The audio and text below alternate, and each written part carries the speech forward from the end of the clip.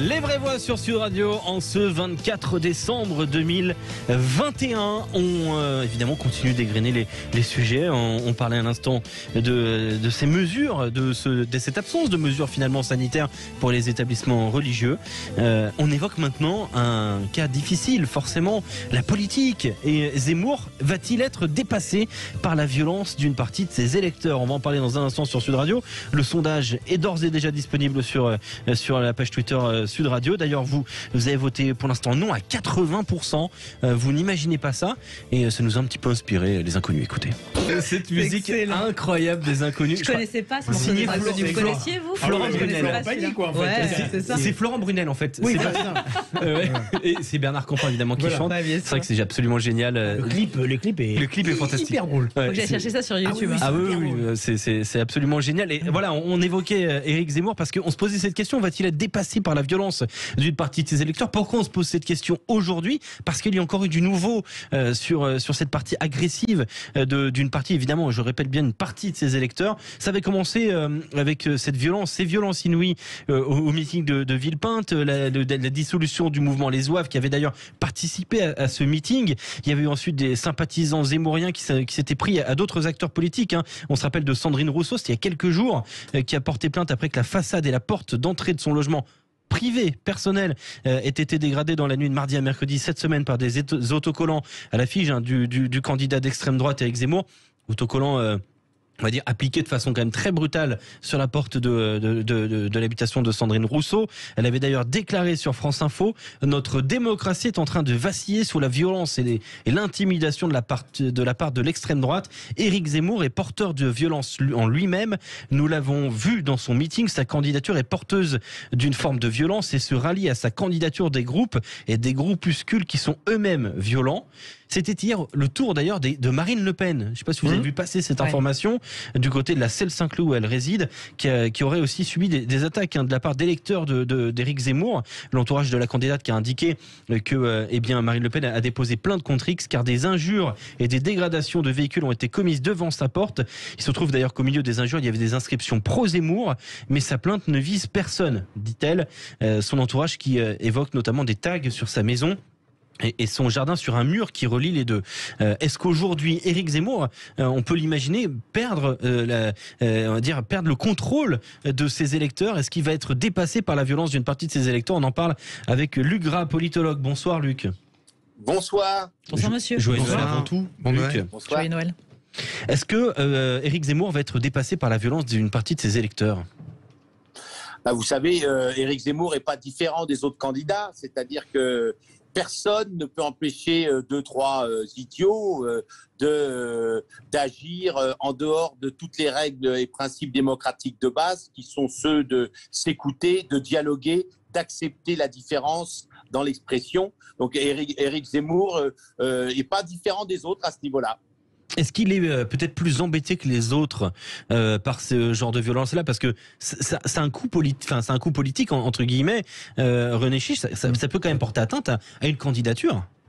Oui, alors, Éric Zemmour, il n'est pas responsable de quelques illuminés, de quelques fanatiques, de quelques personnes violentes. Ça, on ne peut pas lui en donner la responsabilité. Par contre, il a une responsabilité à la fois politique, idéologique et morale, à travers quand même ses propos, ses prestations, ses propositions, ses idées, ses projets, qui sont quand même s'il y a certains points que je partage avec lui, mais une minorité de points, il dégage quand même un discours de tension permanent, un discours quand même anxiogène, un discours quand même qui frôle parfois le séparatisme, et ça peut malheureusement influencer certains esprits un peu fragiles ou pas, qui n'attendent que ça d'ailleurs.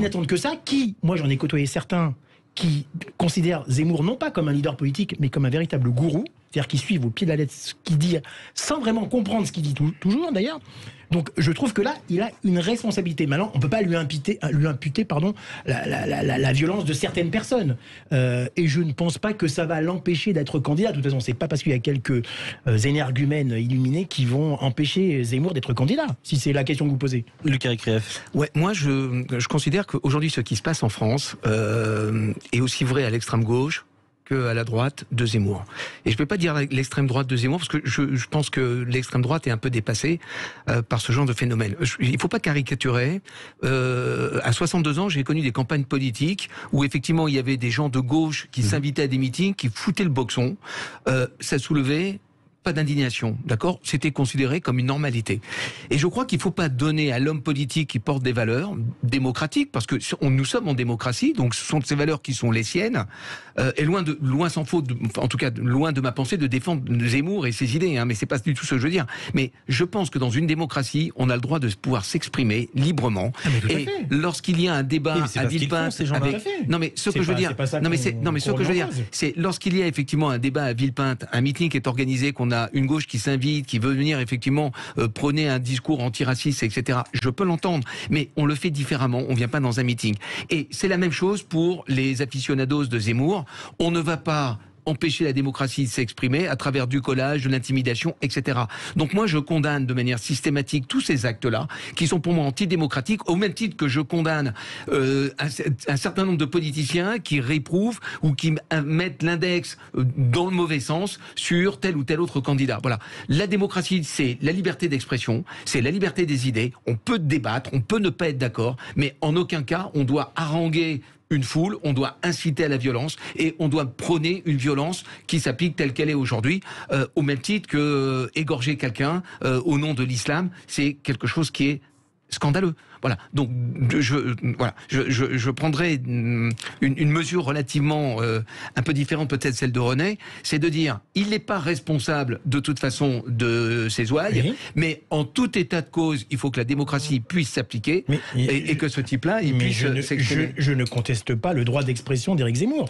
Comme je condamne, par exemple, l'intrusion des militants, on ne sait pas si militants ou pas, des SOS Racisme à son meeting de Villepinte.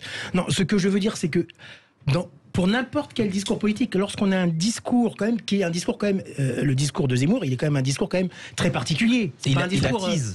Oui, qu'on n'approuve ou pas les idées de Zemmour. Et encore une fois, vous voyez, je suis objectif, je ne voterai pas Zemmour, je le dis ouvertement, et j'approuve certaines idées sur certains points. Mais il a un discours quand même de tension, un discours quand même très très anxiogène, qui peut influencer certains esprits fragiles, je le dis, mais il y a aussi une autre chose, et je terminerai là-dessus, pour ne pas non plus accabler Zemmour de ses violences.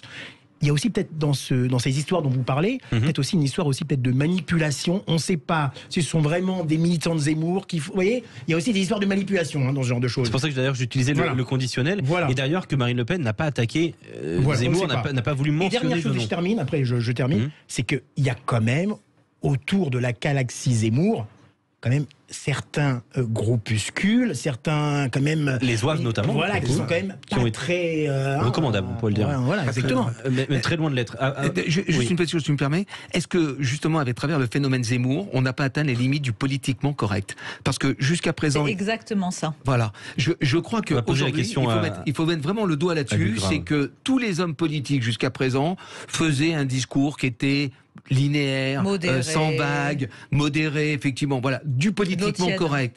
Voilà. Et aujourd'hui, est-ce que le phénomène Zemmour, c'est justement pas l'explosion du politiquement correct qui fait qu'aujourd'hui, les gens, les voix veulent se délier et les gens veulent adhérer à quelque chose qui était sans saveur. Voilà, parce que tout le monde parlait de la même chose en même temps. On parle de la violence. On ne parle pas des gens qui adhèrent aux idées de Zemmour. C'est pas la même chose. Je suis d'accord avec toi. Cette violence, est-ce qu'elle n'est pas conditionnée par l'explosion justement du politiquement correct? Et en fait, on n'arrive plus tout à maîtriser le phénomène. Notre invité de l'UGRA, politologue. Non, mais premièrement, faut être clair. Zemmour a nettement condamné les choses qui se sont passées. Donc ça, c'est important. Il a qualifié ça de spectacle pitoyable. Il me soutient dans le seul but de fournir à leur passion destructrice de nouveaux éléments. Il est même revenu, sur Raquel Garrido aussi. Il faut en parler. Il s'est excusé. En gros, on attendrait. Donc, je pense que la violence n'est pas nouvelle pour ceux qui ont un petit peu de bouteille et qui observent la politique depuis longtemps. Les campagnes du Parti communiste français dans les années 60-70 étaient très violentes. Il y avait même des morts dans les campagnes électorales. Il y avait des morts, des gens qui, au moment des collages d'affichage, etc., réglaient leur compte à coups de pattes de baseball ou de choses comme ça. Donc la violence a toujours été présente dans le débat politique. Zemmour suscite par un ton un petit peu, effectivement, clivant, peut-être le réveil de certaines consciences qui n'en sont pas. Est-ce qu'il attise la violence? Mais est-ce qu'il attise la violence chez les esprits faibles qui écoutent mal Zemmour, évidemment, ça peut dérailler de toute manière, de la même manière que quand François Hollande attaquait, même si ça n'a rien à voir, t'attaquait « mon ennemi, c'est la finance », on peut toujours trouver un idiot qui comprenne qu'il faut aller plastiquer la Barclays. Vous voyez, on est dans l'irrationnel à ce niveau-là. La réalité, c'est qu'en politique, qui est un lieu du conflit, qui est un lieu de l'affrontement, il s'agit de savoir où on arrête le curseur. Le curseur, il s'arrête au moment où la personne dit « je ne veux pas entendre de contradicteur ». Éric Zemmour, qu'on l'aime ou qu'on ne l'aime pas, depuis le début de la campagne, il dit « moi j'aime le débat, j'ai envie que tout le monde puisse s'exprimer ». Il y aurait une aussi forte violence, d'une certaine manière symbolique, si par exemple il n'avait pas les 500 signatures pour se présenter à l'élection présidentielle. Or actuellement, il faut le savoir, dans plein de milieux, le message est passé entre les personnes pour dire surtout ne donnez pas les signatures à Zemmour. Vous voyez, donc la violence est contingente à la politique. La question est de savoir est-ce qu'on est sorti du cadre ou pas. Est-ce qu'on sort du cadre démocratique qui consiste à non pas se battre, non pas être violent, mais à dialoguer. À ce stade-là, Éric Zemmour n'a pas été en dehors du champ démocratique. Caroline Pilastre. Comme toujours, monsieur, je rejoins votre analyse politique.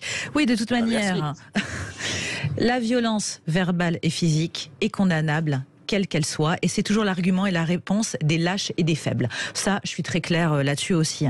Maintenant, monsieur Zemmour n'est pas responsable s'il y a des surexcités autour de lui qui agissent comme des rebelles ou même des délinquants, des racailles dont il parle régulièrement. Je vais vous dire, ça, c'est pas du tout une question de couleur politique, c'est une question d'éducation et une question de nature humaine, parce qu'une fois de plus, la violence est inhérente malheureusement à la société et que nous sommes, comme tout le monde l'a dit autour de cette table, dans une société extrêmement clivée et clivante, et c'est ça qui est terriblement dommageable. Mais est-ce qu'il est dépassé par ces gens-là qui... Mais j'ai envie de vous dire, monsieur Zemmour, de toute manière, évidemment, est un polémiste. Donc, sur certains aspects, il sait très bien ce qu'il fait, mais il n'est pas responsable, ça n'est pas le bras armé des cinglés qui voudraient aller taper les autres. Sauf que monsieur Zemmour n'est pas dans le camp du bien, on va être clair. Il n'est pas dans la bien-pensance de gauche. Dans ces cas-là, pourquoi est-ce qu'on ne parle pas de monsieur Mélenchon ? Qui représente l'extrême gauche. Pourquoi vous croyez qu'avec les islamo-gauchistes et certains qui pourraient avoir des théories islamistes, c'est mieux peut-être que du camp de monsieur Zemmour? Et je ne défends ni l'un ni l'autre, j'essaie d'être juste et objective le plus possible. Mais on n'en parle pas, parce qu'une fois de plus, c'est la gauche bien pensante, et que tout ça n'intéresse pas beaucoup, ou alors on met ces actes sous le tapis. Avec le discours de monsieur Zemmour, qu'on soit en accord ou pas, je l'ai déjà dit ici, je lui donne raison sur certains aspects sociétaux, surtout sur les questions de sécurité, mais je ne lui donne pas un blanc-seing, loin de là, sur le reste des sujets. Simplement, une fois de plus, nous sommes en démocratie. Il a le droit de s'exprimer. C'est une personne qui est sans filtre. Il parle comme beaucoup de personnes. Et quand on est d'accord avec lui, on est toujours taxé de facho de droite. Donc, il n'y a pas de dialogue avec la gauche. Il y a toujours ce bouclier rhétorique. Quand vous voulez essayer d'analyser rationnellement, normalement, posément, vous êtes un facho de droite. Et en fait, il déplaît à la gauche pour ça, parce qu'il dit beaucoup de choses que même au Parti socialiste, on pense. Quand vous regardez les études d'opinion, vous avez beaucoup de gens de gauche républicaine qui sont en accord avec lui sur les questions sécuritaires, pas sur tous les sujets, une fois de plus. Ça n'est pas mon gourou, comme ceux de mes collègues aujourd'hui, mais il a le droit de s'exprimer. Et si demain, Marine Le Pen, monsieur Mélenchon ou monsieur Macron subit ce genre de faits, ils ne sont pas responsables, parce que ça n'est pas eux qui vont aller taper, qui vont aller insulter. Ils ont des idées qui peuvent être extrêmes par moment pour certains, mais ça s'appelle la démocratie. Et le contraire, c'est tu as un régime et une société fasciste. Le Gras, on a quand même la sensation qu'il y a une partie, je dis bien une partie de la population française qui a une certaine radicalité politique, qui s'est accrochée à Éric Zemmour parce que elle avait besoin de retrouver un peu de radicalité, et qu'elle en a trouvé un poil dans son discours. Mais c'est presque de l'opportunisme de la part de ces gens-là qui cherchaient un candidat à soutenir pour justifier leurs actions. Alors, c'est intéressant ce que vous dites, Philippe. Pour moi, c'est pas une C'est Philippe aujourd'hui, c'est Alexandre. C'est Alexandre aujourd'hui. C'est Alexandre, pardon, Alexandre. J'ai pas l'image. Alors voilà ce que c'est de pas avoir l'image.